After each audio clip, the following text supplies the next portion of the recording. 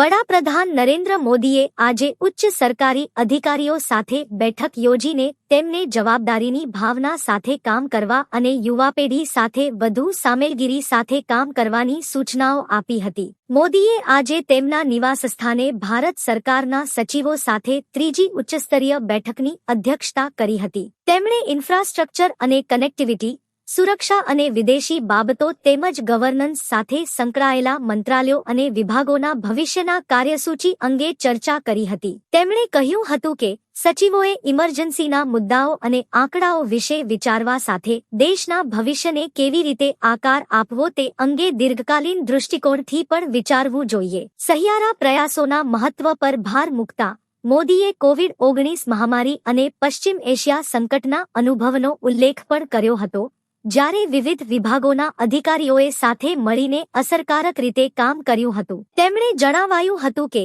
આવા સમન્વય તંત્રો સરકારની કાર્યસંસ્કૃતિનો એક કુદરતી હિસ્સો બનવા જોઈએ. વડાપ્રધાને માનવીય હસ્તક્ષેપ અને નિર્ણય શક્તિ સુનિશ્ચિત કરવાની સાથે આર્ટિફિશિયલ ઇન્ટેલિજન્સના અસરકારક ઉપયોગ માટે આહ્વાન કર્યું હતું. તેમણે માનવીય ક્ષમતા અને નિપુણતા સાથે એઆઈની ક્ષમતાઓને જોડવાના નવતર માર્ગો શોધવા માટે પણ જણાવ્યું હતું.